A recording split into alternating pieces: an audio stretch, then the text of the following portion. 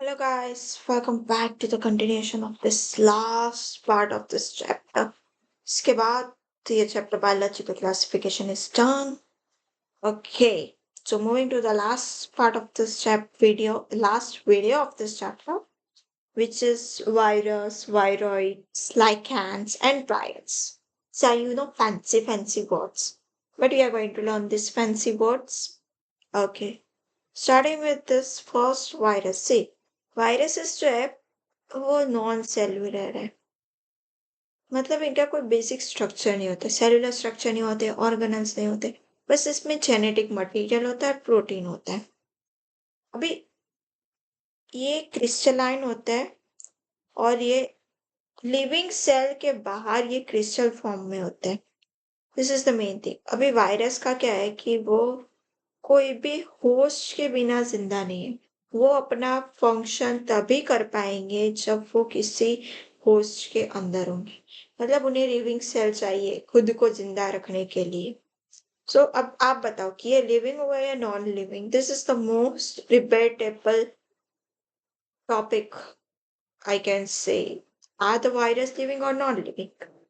Okay, moving to the इनका नामकरण। Virus का नामकरण हुआ क्योंकि वेनम और पॉइजनस फ्लूइड से। किसने किया नामकरण दिया? Dmitry Ivanovsky. Dmitry Ivanovsky.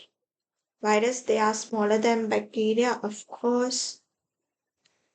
Now, M.W. Benchring, what he did, he extracted from the infected plants and put that fluid into the healthy plant. तो अब ये infected plant का fluid healthy plant में डाला, वापस उसको infection हो गया। तो इससे पता चला कि this is infectious living host। मतलब कोई भी होस्ट जिसमें इन्फेक्शन है वो दूसरे को करवा सकता है। सो इन द लैटिन और in the Latin native language they told contagium vivum fluidum, contagium vivum fluidum. Take it as a slogan or whatever you want to know, learn। उन्होंने किसने बनाया? M.W. बेंचरिक ने बनाया कंटेजियस वाइवम फ्लूइड कि एक infected plant का fluid दूसरे host में हेल्दी प्लांट में डाले तो उसमें भी इन्फेक्शन होता है, वैसा देखा गया। नेक्स्ट साइंटिस्ट आए, उन्होंने अपनी कला दिखाई। कौन आया? Stanley, W.M. स्टैनली। ओके, उसने कहा कि अगर वायरस को आइसोलेट करें तो उसमें क्रिस्टलाइजेशन फॉर्म का दिखता है और ये क्रिस्टल और किसी के नहीं, प्रोटीन्स के हैं जो इनर्ट है, मतलब कि इनएक्टिव है आउटसाइड द होस्ट। मतलब ये प्रोटीन जो भी फंक्शन करवाता है सेल वायरस में, वो अगर होस्ट में है तो ये करवा सकता है, अगर होस्ट में नहीं है तो they can not do any function, so they are inert outside host cell. अभी नेक्स्ट वायरस का मैंने बोला उनमें जेनेटिक मटेरियल और प्रोटीन होता है, प्रोटीन के बारे में डिस्कस कर लिया। नेक्स्ट जेनेटिक मटेरियल पे आते हैं। फिर वायरस का क्या है कि वो आरएनए या डीएनए दोनों में से एक ही रख सकते हैं। वो दोनों के दोनों अपने वायरस में नहीं रखेंगे। दे हैव आइदर आरएनए और डीएनए और RNA, they can not have both genetic materials. इनमें न्यूक्लियो प्रोटीन, जो मैंने बोला प्रोटीन होते हैं, वो बेसिकली न्यूक्लियो प्रोटीन होते हैं जो न्यूक्लियस जेनेटिक मटेरियल का पार्ट होता है, which we will see in the chapter number 8, cell, the basic unit of life। Okay, plants में जो भी वायरस इन्फेक्शन कराते हैं उनका मटेरियल होता है सिंगल स्ट्रैंडेड आरएनए। अभी आप पूछोगे कि व्हाट्स सिंगल स्ट्रैंडेड और डबल स्ट्रैंडेड? आरएनए का एक structure that is single stranded, RNA के ऐसे दो strangle that is double stranded, this is single stranded. Same चीज डीएनए में भी अप्लाई होते हैं। डिटेल वापस चैप्टर नंबर 8, सेल। प्लांट में आरएनए वाले सिंगल स्ट्रैंडेड इन्फेक्शन करते हैं, एनिमल्स में कोई भी करता है इसमें से। ओके, इसमें मत बोलना कि इसमें सिंगल स्ट्रैंडेड डीएनए क्यों नहीं है, क्योंकि सिंगल स्ट्रैंडेड डीएनए होते ही नहीं है। सो single stranded DNA doesn't exist in the world. Okay, so don't say that thing। Bacteria में डबल स्ट्रैंडेड डीएनए वाले वायरस इन्फेक्शन करते हैं। ये एक मस्त टर्म है, bacteriophage, which we will see now। Bacteriophage Virus that infect bacteria is called bacteriophage. I told you, virus that infect bacteria is called as bacteriophage. They have double-stranded DNA in that such virus है. Now let's look at this beautiful picture of bacteriophage. ये satellite जैसा दिख रहा है, पर ये satellite जितना बड़ा नहीं होता. टीनी मिनी स्ट्रक्चर जो माइक्रोस्कोप में दिखता है, वो भी हाई पावर में. तो देखो, ये इसका हेड है, कोलार है, शीथ है, टेल फाइबर्स है, जिससे ये अटैच होता है, और हेड और कोलार में इसके जेनेटिक और प्रोटीन होते हैं. Done. Now this is bacteriophage which infect bacteria. इसका अभी हम सिंपल वाले वायरस की बात करें. सिंपल वाले वायरस का कुछ ऐसा स्ट्रक्चर होता है. अभी देखो, जो भी ये प्रोटीन और वो सब होता है ना, वो होता है इसके कैप्सिड में, और ये बहुत सारे कैप्सिड को बोलते हैं capsomere. Done. They are called as capsomeres. अभी स्मॉल सब यूनिट्स को, ये एक है, ये दूसरा है, इसको कैप्सोमियर बोलते हैं. ये RNA genetic material you can see. So this is RNA virus. कोई भी वायरस का डिस्क्रिप्शन दो ना, तो सबसे पहले आपको लिखना पड़ता है कि वो जेनेटिक मटेरियल क्या है. Not in this 11th 12th, but in further MBBS you need to write if you are discovering any virus.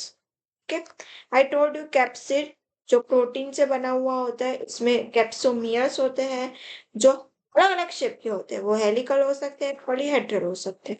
अभी वायरस क्या क्या करता है animals, mainly in humans, causes mumps, smallpox, and AIDS. See, AIDS is the most deadliest condition. Well, you know what's the result of AIDS? Death. Death is the final thing of AIDS. मतलब AIDS होता है तो मतलब death उसके कारण ही होने वाली है. उस बंदे को death उसका survival rate 10 to 15 year max होता है, और अगर उसने सारी मेडिकेशन परफेक्टली ली तो it can extend to more 5 years. But AIDS is going to finally lead to the death. That's why AIDS is the most deadliest one, which is caused by HIV virus. HIV virus करके एक आता है जो ads करता है. Next small pox और mumps आपने बहुत सुना होगा. अभी प्लांट में क्या करवाता है?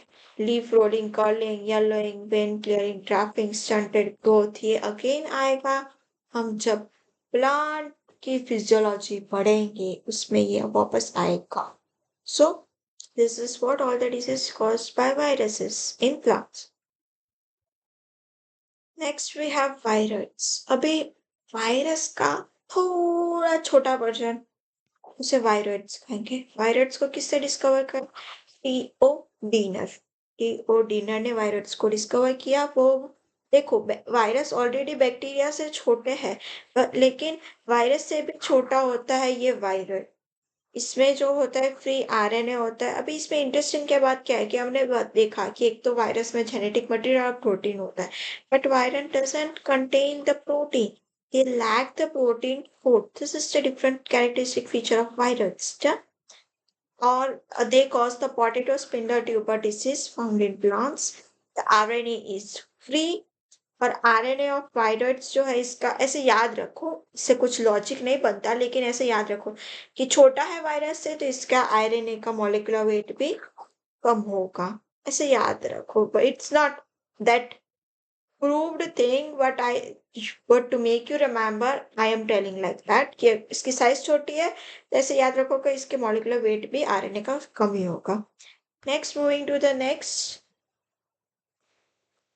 Thing, virus. वायरस में ऐसे तो क्या अलग चीज होगा कि उसे वायरस से अलग करना पड़ा प्रायंस को. प्रायंस जो है ना, इसमें प्रोटीन है, लेकिन एबनॉर्मली फोल्डेड प्रोटीन है. साइज इसकी सेम है, ब्रायंस के जैसे छोटे नहीं है. ब्रायंस की साइज सेम है वायरस से, लेकिन इसके जो प्रोटीन है ना, वो एबनॉर्मली फोल्डेड है. सेम साइज है. अभी ये कुछ डिजीज करते हैं, से बोलते हैं सिंपल लैंग्वेज में bovine spongiform encephalopathy. If you can remember it's not a compulsion for you. ये चीज याद मत रखो, बट ये और ये याद रखो. अगर ये चीज कैटल में होती है तो उसे मैड काउ डिसीज बोलते हैं, और ये चीज अगर ह्यूमंस में होती है तो उसे सर चेकअप डिसीज बोलते हैं. Done. Prions abnormally folded 14. They are of same size and they cause diseases such as bovine spongiform encephalopathy, known as mad cow in cattle, and in human it is known as Sarkop-Jacob disease. Moving to lichens, मैंने बोला था आपको fungi में कि lichens हम at the end of the chapter देखेंगे. मैंने क्या बोला था, symbiotic association between algae and fungi. मैंने बोला था कि सिम्बायोटिक एसोसिएशन करते हैं, मतलब एक दूसरे पर डिपेंड रहते हैं जिंदा रहने के लिए और एक दूसरे की हेल्प करते हैं. तो कैसे दिखते हैं अल्गी इस, देखो, वो जो भी है लाइकन्स है, मैं ऐसे रफली ड्रॉ करती हूँ. It's not accurate figure of lichen but for your understanding I am telling you कि ये है अल्की का पार्ट और ये है फंगाई का पार्ट. अल्की के पार्ट को बोलते हैं फाइकोबेंट, फंगाई के पार्ट को बोलते हैं माइकोबियंट. ये कंपल्सरी याद रखना. अल्की के पार्ट को फाइकोबियन बोलते हैं, फंगाई के प्लांट को माइकोबियन बोलते हैं. अल्की क्या बनाती है वो हमें पता है कि अल्की डूज फोटोसिंथेसिस, तो वो खाना बनाएगी. फंगाई क्या करेगा, वो फंगाई शेल्टर प्रोवाइड करता है. हमने देखा था कि हायर प्लांट्स के रूट्स में होती है फंगाई, तो अल्गी जो है वो वाटर और मिनरल का एब्सॉर्प्शन करता है, वो शेल्टर प्रोवाइड करता है. हमने देखा था कि वुड में, लॉग में, ऐसे सारी जगह पे फंगाई होती है. तो रहने की और पानी और मिनरल ये देगा, और ये पानी और मिनरल लेके खाना ये बनाएगी. तो चला, चीजें ये प्रोवाइड करेगा, खाना ये बनाएगा. ऐसे दोनों सिम्बायोटिक एसोसिएशन फॉर्म करते हैं. लाइकेन की एक अलग कैरेक्टरिस्टिक फीचर है which is they are good pollution indicator. Means अगर लाइकेन जिस जगह पे है वहां का एनवायरमेंट शुद्ध है. लाइकेन्स अगर नहीं दिखते मतलब कि that area is polluted. Lichens कभी भी पॉल्यूटेड एरिया में ग्रो नहीं करते. They grow only and only good environmental areas, मतलब पॉल्यूशन जहाँ पे कम या नहीं है वहां पे लाइकेंस ग्रो करते हैं. इसलिए लाइकेंस मोस्टली फॉरेस्ट में मिलते हैं. ओके, लाइकेन याद रखो, symbiotic association between algae and fungi. Algal phycobian, fungal component is called mycobian. Prepares food, fungal provides shelter, water, mineral, and nutrient. They are good pollution indicator.